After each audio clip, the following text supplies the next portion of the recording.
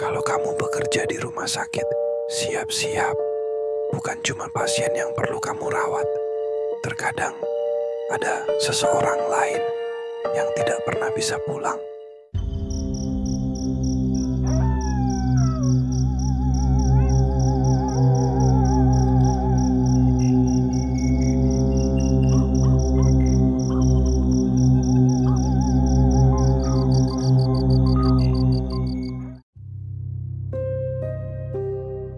Sheila adalah seorang perawat keliling.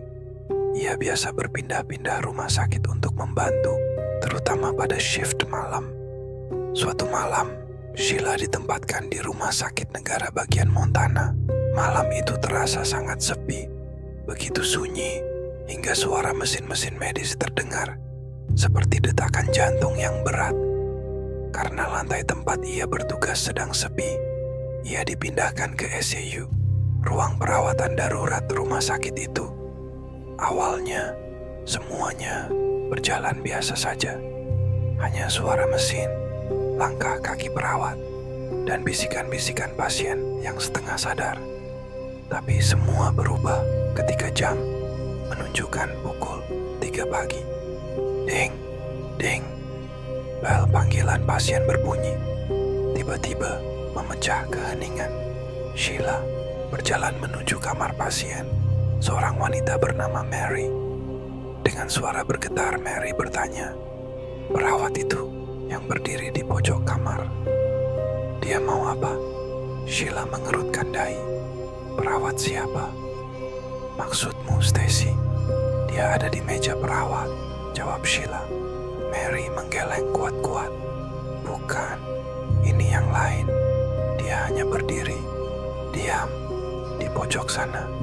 Sheila berusaha tenang.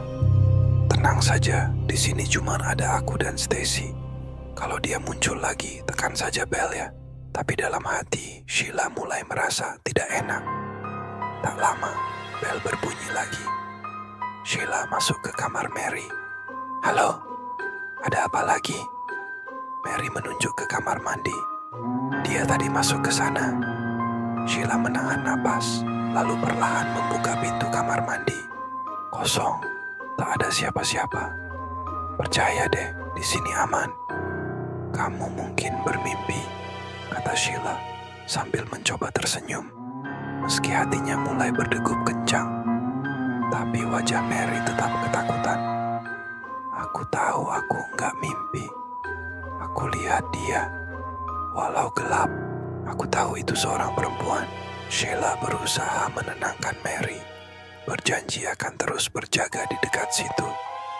Tapi beberapa jam kemudian, saat Sheila kembali memeriksa, Mary ditemukan sudah tidak bernyawa. Waktu berlalu, Sheila mencoba melupakan kejadian itu. Tapi takdir berkata lain. 3 bulan kemudian, Sheila dipanggil lagi untuk tugas malam di ruangan yang sama. Kebetulan, kamar pasiennya adalah kamar yang sama dengan Mary dulu. Kali ini, pasiennya adalah seorang pria tua, Mr. Howard. Orangnya ramah, suka bercanda, tidak tampak aneh sama sekali. Semua berjalan normal sampai jam 3 pagi. Bel kamar berbunyi lagi. Sheila masuk, tersenyum. "Ada yang bisa saya bantu?" Mr. Howard berkata pelan. "Kamu kan perawat saya ya?" "Iya," jawab Sheila. "Kalau begitu, kenapa ada wanita yang berdiri di sudut ruangan?" "Dia nggak bilang apa-apa, cuma berdiri di sana." "Mau apa dia?" Jantung Sheila berdegup kencang. Dia tahu, ini terulang lagi. "Tenang, Pak. Saya akan pastikan tidak ada siapa-siapa," katanya sambil menahan rasa takut. Tapi saat kembali ke meja perawat, Sheila membisikkan ke Stacy. "Stacy, ini kayak kejadian Mary dulu." Mr. Howard melihat perempuan itu juga.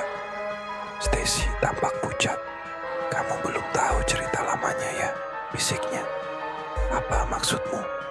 Stacy menunduk lalu berkata, "Dulu di tahun 1990-an, ada seorang perawat di sini. Dia kerja keras tanpa henti.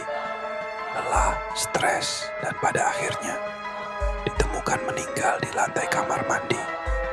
Sejak kejadian itu, banyak pasien yang mengaku melihat sesosok wanita berpakaian perawat. Dia tidak berbicara, tidak bergerak, hanya berdiri di sudut ruangan, memperhatikan.